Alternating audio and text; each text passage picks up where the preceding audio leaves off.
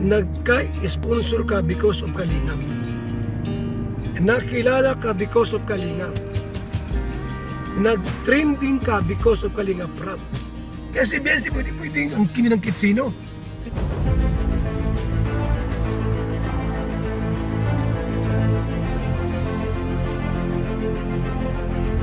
Ayun, shoutout guys. Muli, welcome to my YouTube channel. Ito po si Kuya Julay, ang inyong katugang, ang inyong kalingap na muling babati po sa inyo ng magandang araw, magandang gabi. Saang panig man po tayo ng mundo naroon at sa araw na ito, panibagong vlog po tayo. Pag-usapan po natin yung ilan po sa mga sinabi po ni Kuya Bal Santos Matubang patungkol po sa mga tinutulungan ng Team Kalingap. Sabi niya nga po, once na natulungan po ng Team Kalingap, Kalingap po yan. Walang po pwedeng umangkin, mga kawayan po natin. Pag-usapan po natin yan maya-maya ng konti. Pero bago po yun, konting paalala po si Kuya Julay. Baka sakaling meron po ditong hindi nakasubscribe sa ating YouTube channel, wag natin kalimutan. Julay Paunil. Tapos, pakipindot lang po yung notification bell button para lagi po tayong updated sa aking mga video upload. Tapos yung ating Facebook page po, Julay Paunil 2.0, pwede po nating i-follow at saka po pwede pong i-like. So maraming salamat po sa inyong lahat. At kung okay lang po, Team Kalingap, pakisuportahan ho. At lalo na po, sina Kuya Bal Santos Matubang at saka po si Kalingap Rab. So maraming salamat po sa inyong lahat. Ngayon tuloy na po tayo, pag-usapan na po natin itong patungkol po sa mga binanggit ni Kuya Bal Santos Matubang sa kanyang live stream po kahapon. Ito po ay related ho sa mga beneficiaries ho ng Team Kalingap. Lalo na ho yung mga nagba-viral, talagang sinusuportahan ng maraming viewers, pati mga sponsors, as in sikat na sikat po, parang artista po ang dating. At alam naman po natin sa ngayon, may mga issue po na kung saan parang pinag-aagawan yung ilan po sa mga beneficiaries po. Kaya nga po medyo nagiging maselan yung lagay po nung tinutulungan, gawa ng mga supporters, mga nagko-comment na kung kanino raw ba kumakampi na.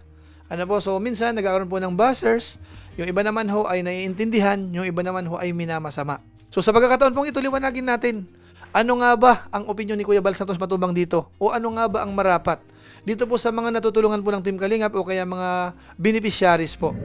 Biansi, saan ka sasama? Team Guapa, Team Kalingap. Alam mong Kalingap, papimimiliin mo? Ayaan na tayo. Wala sa hulog. Ano po? Wala sa hulog. Biansi po ay under po ni Kalingap Rap, beneficiaries. Beneficiaries po yan. Hindi pwede mamimili ka. Yung maalis na ako sa Kalingap, hindi ka naman vlogger. Beneficiaries ka naman. Ba't ka maalis? Kung vlogger ka, pwede. Beneficiaries ka eh. Nabahayan ka. Yung mga beneficiaries yan, nabahayan. Kalingap yan. Once na natulungan ng Kalingap, Kalingap po yan. Yung vlogger na umaalis, vlogger yon. Vlogger yon. Naghahanap ng mas magandang kita. Vlogger yon. Ang beneficiaries po hindi vlogger yan. Kung natulungan sila ng Kalingap, Kalingap sila. Huwag mong pamimiliin. So yun mga kabayan po natin, sabi ni Kuya Bal, once na natulungan po ng Team Kalingap, yan po ay Kalingap, mga kabayan po natin. Kaya nga yung mga option daw po na pinapapili, kung sino ang pipiliin, mali daw po yun.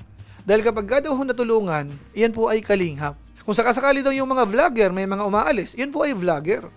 Pero kapag beneficiaries, lalo kung hindi naman po yan aalis, may respeto, yan po ay mananatiling Kalingap, mga kabayan po natin. Dahil nga raw po kung ating pag-aaralan yung sitwasyon, halimbawa yung mga natulungan ho, nung unang panahon na sila po ay hindi pa kilala, hirap na hirap, tapos natulungan po ng Team Kalingap, nakilala, may mga sponsors, gumanda na po yung kalagayan sa buhay, at tapos naging maayos na po yung kanilang pamumuhay sa kabuuan, tapos merong mag-o-offer na kung ano-ano po, merong sinasabi po si Kuya Bal Santos Matubang. Ito po pakinggan natin. Yung panahon na ikaw ay hirap na hirap sa buhay, hirap na hirap, gumagapang sa hirap, may tumulong sa iyo. Nakaahon ka sa kahirapan na mayroon ka. Crucial, crucial time yun. Death and life. Yung ganon. Life and death yun. Talagang matindi yung kahirapan na mayroon ka. Natulungan ka sa Kalingap. Nabahayan ka. Ngayon, umangat ang buhay mo. Ano po? Tapos may mag-offer sa'yo. Umalis ka na sa bahay na yan at babahayan din kita ng bago. Ibang puntos yun. Ibang usapan yun, mga kaibigan. Iba yung panahon na ikaw naroon sa bingit ng kamatayan at walang-wala. Kumpara ngayon na mayroon ka na. Na pwede makatulong ang kahit sino sa inyo. Ibang usapan yun, mga kaibigan. Iba yung time na walang-wala ka kaysa ngayong mayroon ka na. So yun mga kabayan po natin, ang pinupunto po ni Kuya Bal Santos Matubang po dito, iba ho yung sitwasyon noon at saka ngayon. Kasi po minsan nangyayari sa Team Kalingap, napabahayan na, pinag-aaral na, kahit papaano ho ay maunlad na po yung buhay. Minsan nga yung iba may hanap buhay na. Tapos merong mga sponsor na mag-o-offer ng mas malaki, sabihin natin. O kaya pababahayan. Minsan ho nangyayari po yan sa Team Kalingap.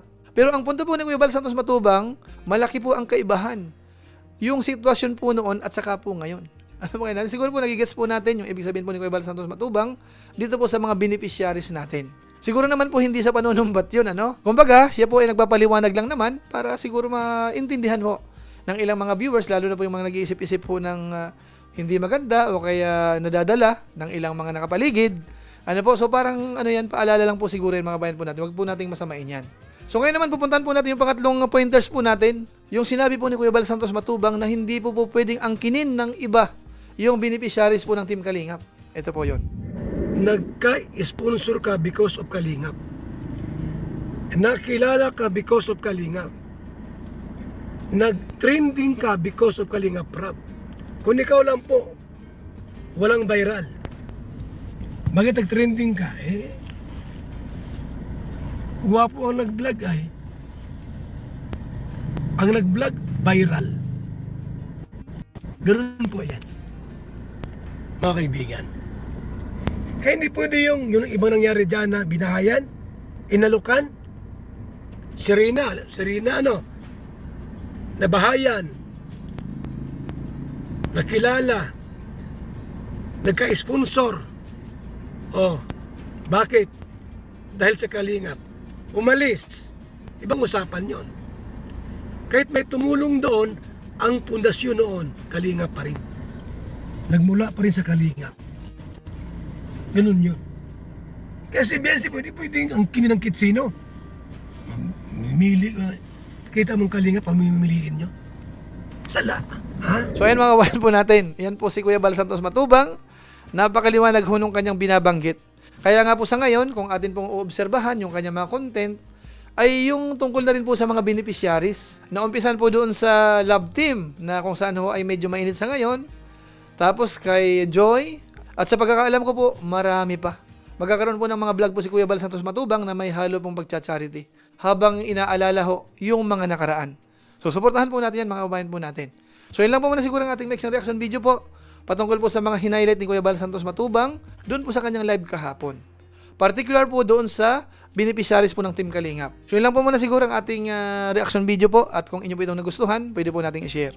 So muli, ito po si Kuya Julay, ang inyong katugang, ang inyong Kalingap na pansamantala nagpapaalam po muna.